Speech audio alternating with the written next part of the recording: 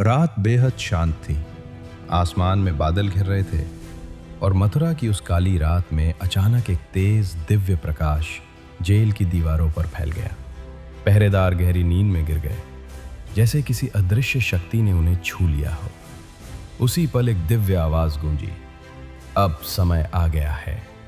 ये वो क्षण था जब दुनिया को मिलने वाला था एक ऐसा बालक जो युगों का रुख बदल देगा। ये था भगवान विष्णु का 8वां अवतार। ये जन्म था भगवान श्री कृष्ण का। मथुरा में अत्याचारी राजा कंस का आतंक फैला हुआ था। आकाशवाणी ने चेतावनी दी थी कि देवकी का 8वां पुत्र ही कंस का अंत करेगा। भयभीत कंस ने देवकी और वासुदेव को कैद कर लिया और उनके बच्चों को एक एक कर मारता गया। जब 8वें पुत्र का समय आया, पूरी जेल में दिव्य प्रकाश फैल गया। दरवाजे अपने आप खुल गए, बेड़ियां टूट पड़ी, पहरेदार सो गए और उसी क्षण देवकी की गोद में प्रकट हुए कृष्ण। नीले कमल जैसे नेत्र, दिव्य आभा और अद्भुत मुस्कान। वासुदेव ने उन्हें टोकरी में रखा और यमुना की ओर बढ़ चले। बाहर तेज बारिश हो रही थी, यमुना उफान पर थी, लेकिन जैसे नदी ने भी भगवान को पहचान लिया हो। रास्ता अपने आप बनता गया, पानी कम होता गया। नागराज शेषनाग ऊपर से छत्र बनाकर चलते रहे। वासुदेव गोकुल पहुंचे, कृष्ण को यशोदा की गोद में सौंपा और स्वयं शांतिपूर्वक वापस लौट गए। गोकुल में कृष्ण बड़े होने लगे।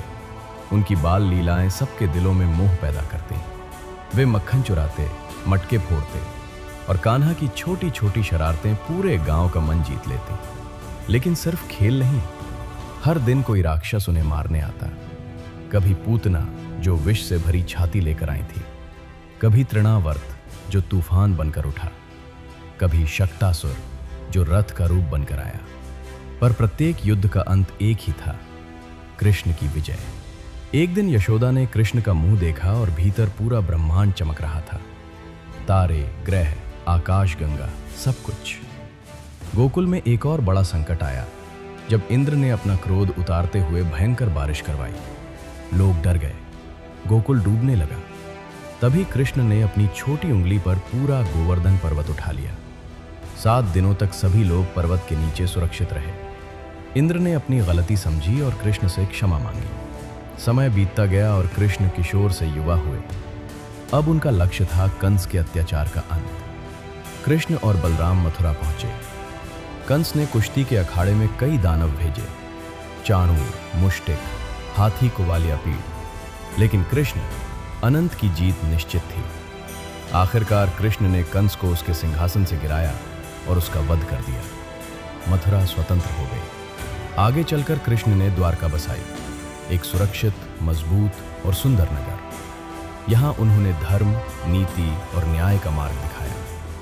इसी काल में सुदामा आए, कंगाल, थके हुए, पुराने कपड़ों में लिपटे, लेकिन कृष्ण ने उन्हें देखकर दौड़कर गले लगा लिया। आंसू बह पड़े। कृष्ण ने सुदामा की गरीबी दूर कर दी, बिना मांगे, बिना बोले। यही सच्ची मित्रता है। फिर आया महाभारत का समय, धरती के इतिहास का सबसे बड़ा युद्ध। अर्जुन अपने ही संबंधियों को देखकर कमजोर पड़ गए, उनके हाथ कांपने लगे। उन्होंने कृष्ण से कहा, मैं युद्ध नहीं कर सकता। तब कृष्ण ने अर्जुन को वो दिव्य ज्ञान दिया जो आज पूरी दुनिया में भगवद गीता के नाम से जाना जाता है। कर्म करो, फल की चिंता मत करो। आत्मा न जन्म लेती है, न मरती है।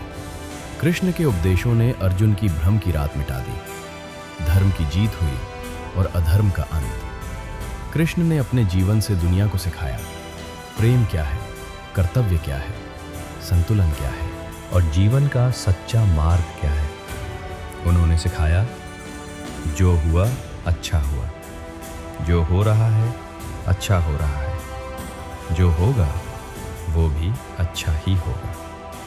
कृष्ण भगवान हैं, लेकिन उससे पहले वे मित्र हैं, शिक्षक हैं, मार्गदर्शक हैं और रक्षक हैं। उनकी कहानी सिर्फ सुनने के लिए नहीं, जीवन में उतारने के लिए है। तो दोस्तों, अगर आपको ये कथा पसंद आई हो तो वीडियो को लाइक करें, शेयर करें और हमारे चैनल हैप्पी सोल को सब्सक्राइब करना न भूलें। धन्यवाद। जय श्री नारायण, जय श्री कृष्ण।